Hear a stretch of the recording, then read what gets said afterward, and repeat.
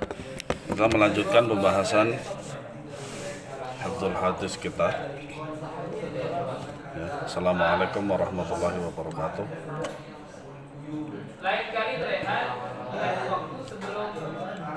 Alhamdulillah wassalatu wassalamu ala Rasulillah wala haula wala quwwata illa billah, amma ba'd. Kaifa halukum ya ikhwan? Bikhair. Nah, kita melanjutkan pembahasan. Kemarin yang terakhir adalah hadis yang kedua, yaitu an Abi Hurairah radhiyallahu anhu qala Rasulullah sallallahu alaihi wasallam la yaqbalu Allahu salata ahadikum idza ahdatha hatta yatawaddaa. Rawahu Bukhari wa Muslim wa Tirmidzi wa Abu Dawud wa Tabrani.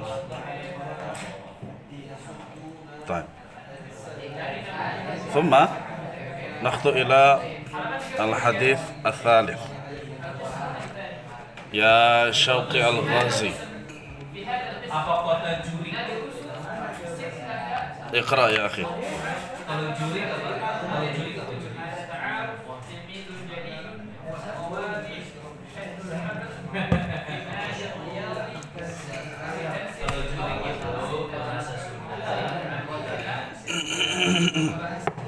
يا كهتان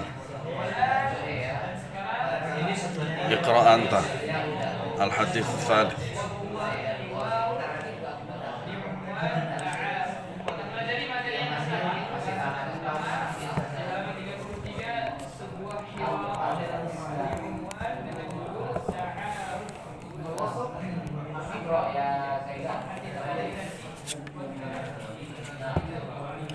يا فخرul.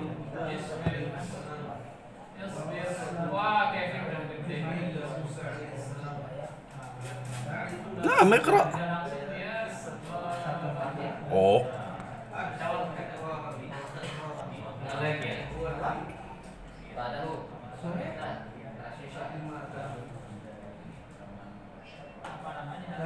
اقرأ فخرul.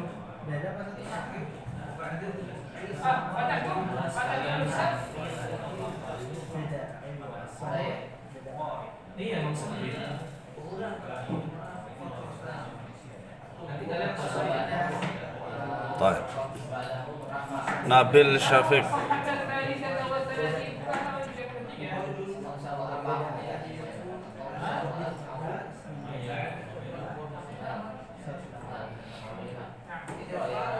Nah, kemarin kan Ustaz tanya sama kalian.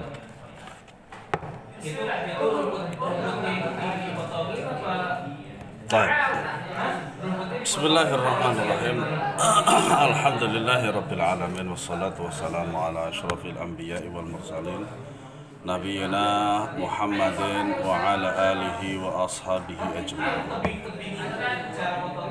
عن عبد الله بن عامر بن العاص وأبي هريرة وعائشة رضي الله عنهم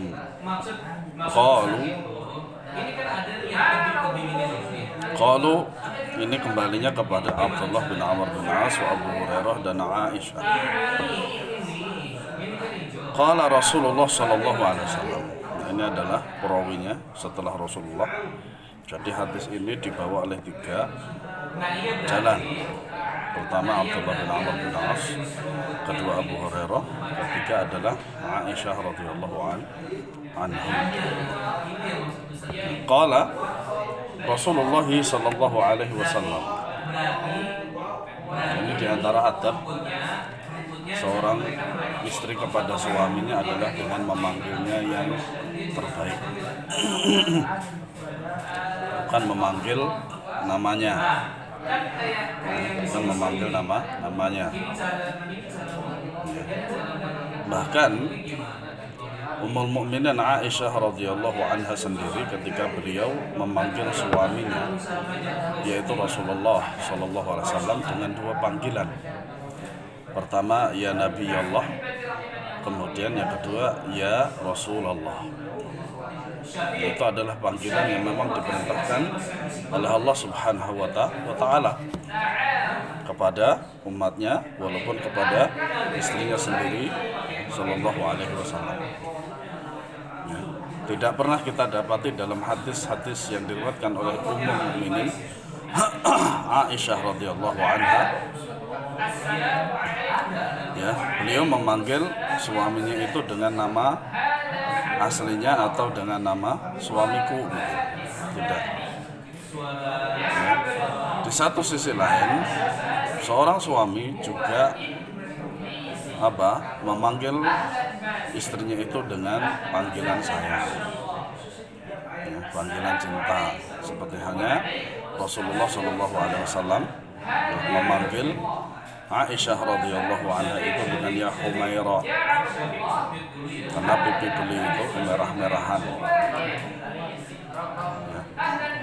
Nah, maka di sini boleh dan merupakan sunnah Nabi SAW memanggil suami istri itu dengan panggilan sayang, panggilan cinta dan sebagainya, supaya tambah cinta mereka kepada satu sama lain dan langgeng sampai yaumul qiyamah atau sampai mati. Jangan sampai memanggil itu, sang suami manggil ke istri itu syaitan, sementara sang istri memanggil kepada sang suami itu dengan iblis. Nah, jadilah rumah tangga itu neraka. Karena apa? Yang namanya syaitan dan iblis itu tempatnya di neraka. Ya, apalagi misalkan atau dengan panggilan yang lain, sang suami manggilnya kepada istri itu anjing misalkan. Kemudian sang istri manggil ke suami adalah babi. Wah, udah deh, rumah itu jadinya kebun binatang, karena hewan-hewan itu semuanya di hutan seperti itu. Nah, maka apabila rumah tangga itu baik, maka bisa jadi nanti RT-nya, desanya, kelurahannya, kecamatannya, kabupatennya, provinsinya, se-Indonesia itu baik.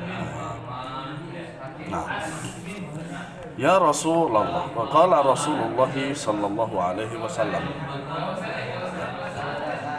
wailun. Wailun itu maknanya banyak, diantaranya adalah celakalah.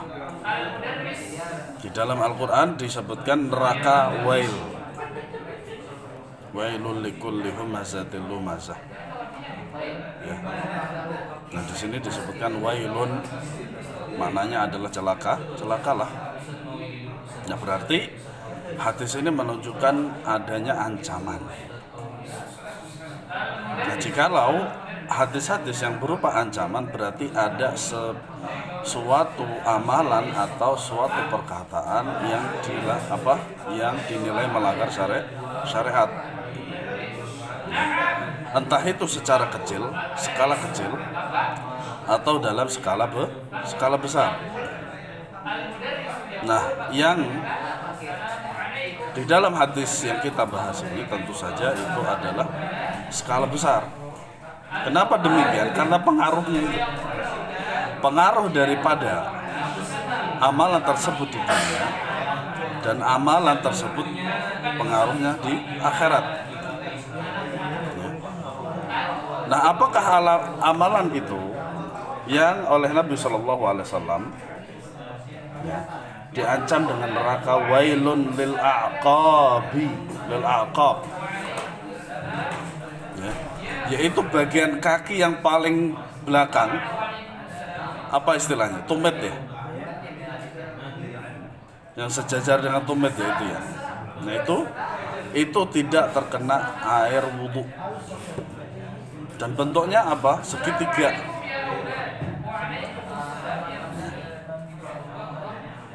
Nah, ini menunjukkan bahwasanya orang yang tidak membasuh daripada kaki dengan sebaik-baiknya, tidak sempurna. Pertama, wudhunya batal.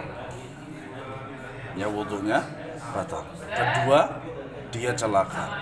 Ketiga, di antara sifat celaka itu adalah dia diancam dengan apa? Dengan neraka. Nah, berarti di sini pelanggarannya adalah skala besar, bukan skala kecil. Ya, bukan skala kecil. Nah, sekarang kita lihat dari segi apa? Dari segi dunianya, dari pengaruh dunianya daripada amalan itu apa? Pertama, jikalau wudhunya tidak sempurna seperti yang digambarkan oleh Nabi SAW, ya, berarti wudhunya sah atau tidak ya? Tidak sah. Tayyib. Jikalau wudhunya tidak sah, kemudian dia tetap memaksa untuk sholat, apakah sah sholatnya? Tentu saja tidak. Ya. Nah, di sini akan saya sampaikan sebuah kaidah. Apa itu kaidahnya? Yaitu ma la yatimul wajiba illa bihi fahuwa wajibun. Baik, saya tulis ya, dengan sekiranya nanti antum akan mendapatkan kaidah ini insyaallah taala. Kalau SMA nanti antum insyaallah mendapatkan kaidah ini.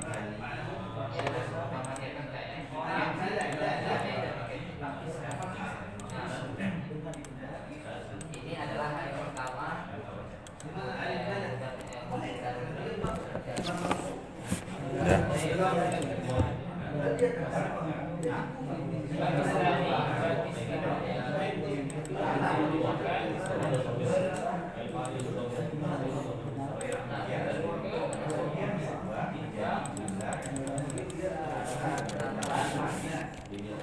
Ma la yatimul wajiba illa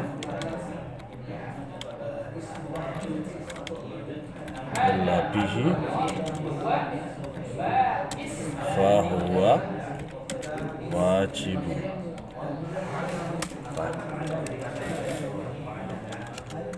Apa-apa yang tidak membuat sesuatu yang wajib menjadi sempurna kecuali sesuatu tersebut, maka hukumnya wajib. Baik. Kalau kita ketahui ya ikhwah, kalau saya tanya, ya misalkan antum saya tanya, ya, di sini ada ketika kita akan sholat hukumnya wajib atau rukun Islam. Baik. Wudhu pada asalnya wajib tidak? Tidak, artinya mubah. Nah, ternyata ketika orang itu akan sholat, maka dia wajib apa?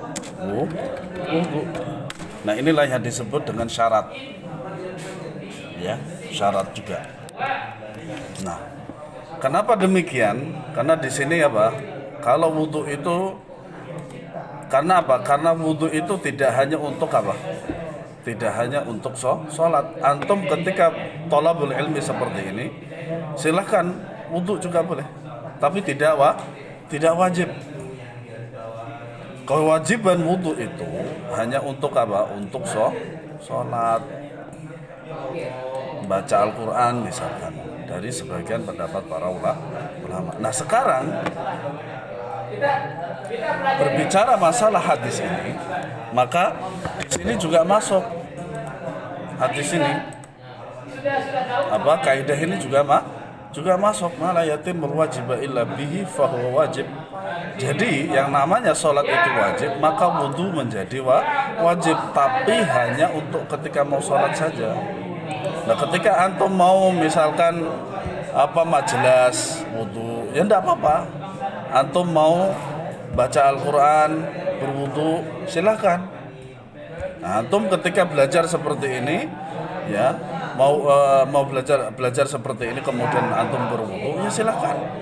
Tapi tidak wajib. Nah, apa kolerasinya dari hadis ini? Bahwasanya apabila kita ada salah satu anggota badan yang wajib entah itu diusap atau dibasuh dengan air wudu dan ternyata tidak sempurna, ya, maka inilah ancamannya. Hadis yang kita sedang kita bicarakan ini adalah ancamannya. Makanya banyak sekali hadis-hadis yang menunjukkan ancaman bagi siapa saja yang berwudu tidak sempurna. Atau bahkan lebih banyak hadis-hadis yang berkenaan tentang anjuran untuk menyempurnakan wudu. Di antaranya adalah asbighil wudu, sempurnakanlah wudu. Nah, menyempurnakan wudu seperti apa? Wajib-wajibnya, rukun-rukunnya, sunnah-sunnahnya, itu semuanya terpenuhi dengan baik. Itulah yang disebut dengan wudu yang sempurna. Makanya di sini ketika kita selesai daripada wudu, harap kita itu betul-betul memeriksa hasil wudu kita. Terutama kalau kita mau fokus terhadap hadis ini, maka yang perlu kita periksa itu adalah kaki. Kaki, dan kemudian biasanya di sini nih. Ya, biasanya di sini nih yang kelewat. Makanya di antara sunnah dalam membasuh daripada kaki itu adalah dengan tangan. Kalau menyala-nyala dengan jari kelingking ini. Gitu. Fahimtum ya ikhwah? Baik. Akhrajahul Bukhari fi Kitabil Ilm. Dikeluarkan oleh Imam Bukhari pada Kitab Al-Ilm, hadis nomor 60 dan 96. Wa fi Taharah min riwayat Abdullah bin Amr pada 163, yaitu bab Taharah dari jalan Abdullah bin Amr. Dan dalam bab Taharah aidan min riwayatihi wa riwayati Abi Hurairah, dari riwayat Abdullah bin Amr bin As, kemudian riwayat Abu Hurairah. Wa Muslimun, diriwayatkan juga oleh Imam Muslim pada Kitab Taharah nomor 241. Antum pakai ini kan ya? Ya toh? Enggak. Mirip ya? Oh ya, so. Oh, di bawahnya enggak ada footnote-nya ya? Takhrijnya. Baik, enggak apa-apa deh. Makanya saya bacakan ya supaya kita tahu bahwasanya memang sebaik bukunya itu adalah kalau hadis itu ada apanya? Takhrijnya. Footnote-nya itu adalah berupa takhrij, supaya kita lebih yakin dan lebih mantap untuk melaksanakan atau mengamalkan hadis ini. Jadi hadis ini diriwayatkan oleh Imam Bukhari dan Muslim. Tadi kalau Bukhari sudah saya bacakan, Muslim pada At-Taharah ya, yaitu hadis nomor 241. Wan Nasa'i fil Ilm, dan Imam Nasa'i fil Ilm, wa Tahawi aidan, Al-Imam Abu Ja'far At-Tahawi. Wal aqab jam'u aqabun wa hiya muannatsah bi sukunil qaf wa kasriha.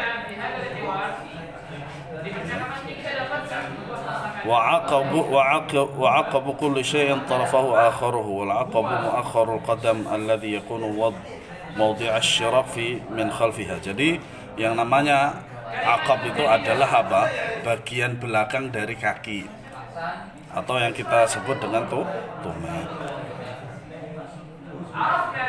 Baik. Kita break dulu 3 menit ya. Foto yang mau minum dan lain sebagainya. Bismillahirrahmanirrahim. Kita lanjut pada hadis yang keempat. Ya Malik, Iqra ya akhi.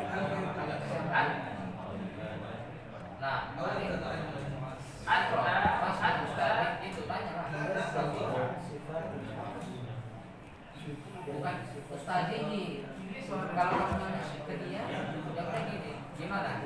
Mas Ustaz ini siapa?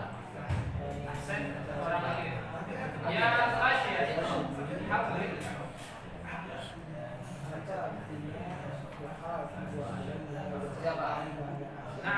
namanya.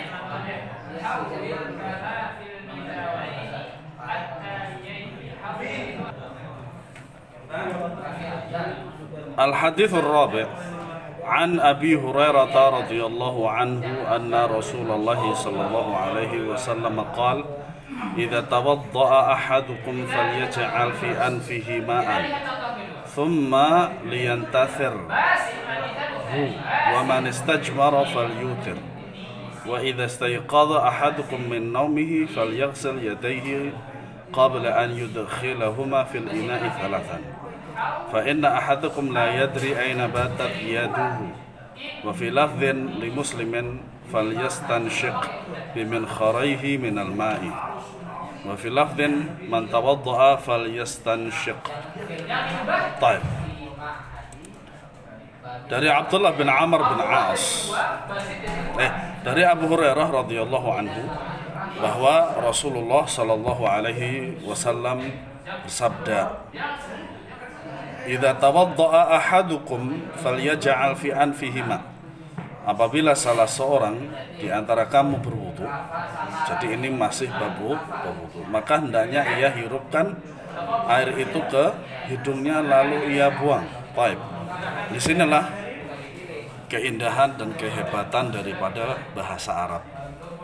Ya. Yaitu apa?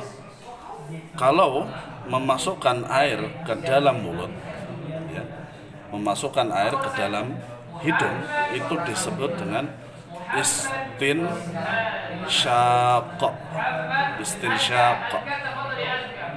Ya, istinsyaq. Nah, berbeda lagi ketika seorang selesai istinsyaq dan kemudian mengeluarkan air dari hidung, itu disebut dengan istinthar. Masya Allah. Ya.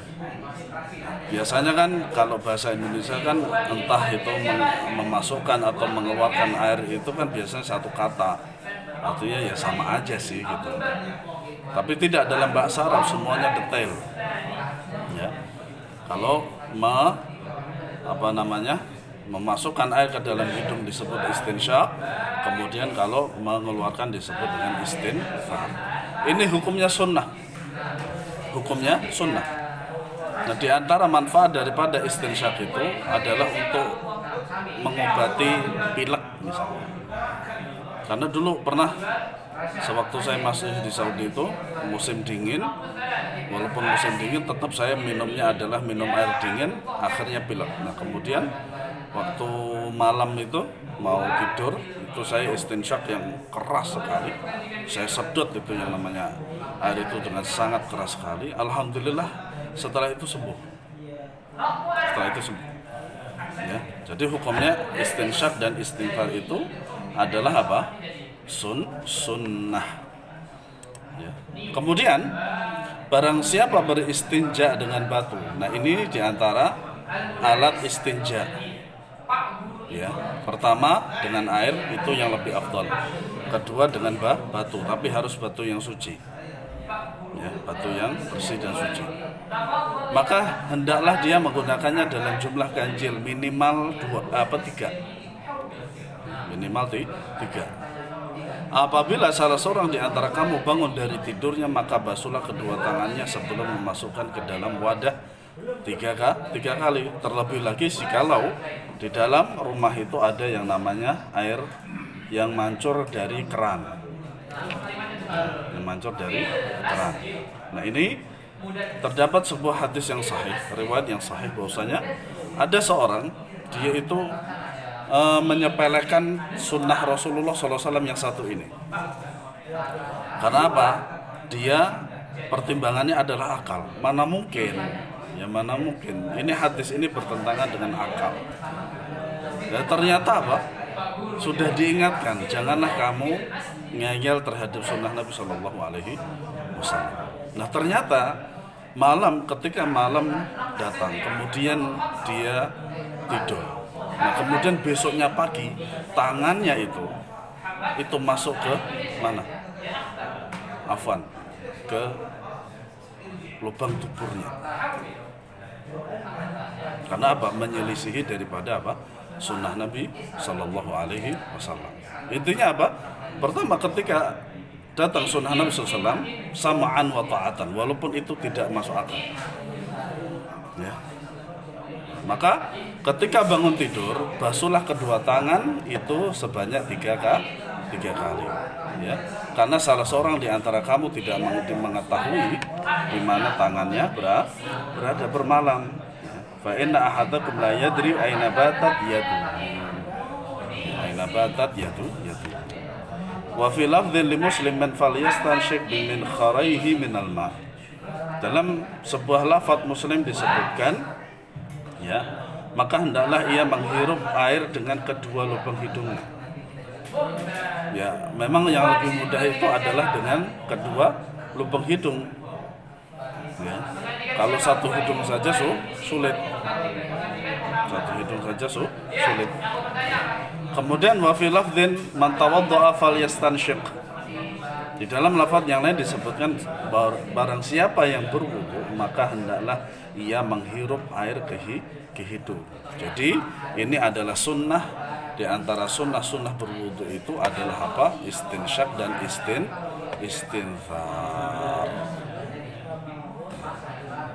Dan itu merupakan salah satu bentuk daripada kesempurnaan wudu. Tapi yang lebih penting di dalam berwudu dan sholat itu adalah apa? Menunaikan rukun dan kewajiban daripada amalan tersebut. Ya. Jikalau di dalam sholat rukunnya apa saja, wajibnya apa saja, kemudian di dalam berwudu rukunnya apa saja, dan wajibnya itu apa saja. Baik. Hadis ini diriwayatkan oleh Bukhari dan Muslim dan Nasa'i, Abu Dawud, At-Tirmidzi dan Ibnu Majah. Dan ini hadisnya sahih. Nah. Baik. Hadis yang ke-5. Ya. Hadis yang ke-5. An Abi Hurairah radhiyallahu anhu anna Rasulullah sallallahu alaihi wasallam qala لا يبولن أحدكم في الماء الدائم الذي لا يجري ولا ثم يغتسل منه ولمسلم لا يغتسل أحدكم في الماء الدائم وهو جنوب. Ya, dari Abu Hurairah radhiyallahu anhu, Nabi sallallahu alaihi wasallam bersabda, jangan sekali-kali seorang di antara kamu buang air kecil di air yang diam yang tidak mengalir, ya. Kemudian dia mandi di dalamnya atau mandi dari air tersebut. Kemudian di dalam riwayat Muslim disebutkan, janganlah salah seorang di antara kamu mandi di air yang diam, ya, sedangkan dirinya dalam keadaan junub. Nah, ini berarti hadis ini adalah hadis larangan. Ya, hadis larangan. Terlebih lagi jikalau air tersebut, yaitu air yang berdiam diri yang tidak mengalir itu adalah sebagai tempat untuk mandi sesuatu kaum. Ya, di daerah Banten, ya di Serang sana, itu ada sebagian masyarakat itu yang masih mandinya itu di sungai. Ada. Dulu 3 tahun yang lalu ketika saya ikut daurah di Pandeglang, ya, Riyadhus Shalihin itu, nah, saya kemudian ke tempat pondok sahabat saya yang dulu beliau di jamannya Syekh Utsaimin rahimahullah, kemudian pulang dan kemudian beliau berdakwah di kampungnya di daerah Tirtayasa namanya. Ya, nah kemudian selama perjalanan itu di kanan kiri itu ada yang namanya sungai dan masyarakat nggak laki-laki, nggak perempuan, nggak anak kecil, orang tua semuanya mandinya di situ. Ya. Walaupun kadang juga ada sebagian pinggir kali itu dikasih tembok misalkan. Nah, jikalau sudah tahu kalau airnya tidak mengalir, maka tidak boleh, larangan hukumnya, ini larangan. Dan bisa jadi hukumnya haram. Pertama adalah baul, yaitu buang air kecil. Ya. La yabulanna ahadukum. Kemudian ketika junub pun juga nggak boleh. Jadi ada dua hukum di sini. Pertama adalah buang air kecil, yang kedua adalah buang air besar. Artinya apa? Junub. Ini larangan dari Nabi Shallallahu Alaihi Wasallam. Terkecuali apa? Apabila sungai atau air tersebut itu mengalir, itu boleh. Seperti sungai samping antum yang mengalir, itu silahkan antum mau buang air besar kayak, mau buang air kecil kayak, mau mandi di situ kan silahkan, karena airnya berganti. Nah, pada zaman modern itu sekarang kita seperti apa? Seperti kolam renang. Ya, kolam renang siapa yang sering baul di situ? Ya, kolam renang itu saksi bisu itu kalau antum pernah buang air kecil di situ. Nah, wallahu a'lam bishawab. Jadi 3 hadis itu tadi dihafal. 3 hadis tadi dihafal, yaitu 3, 4, 5. Ada pertanyaan?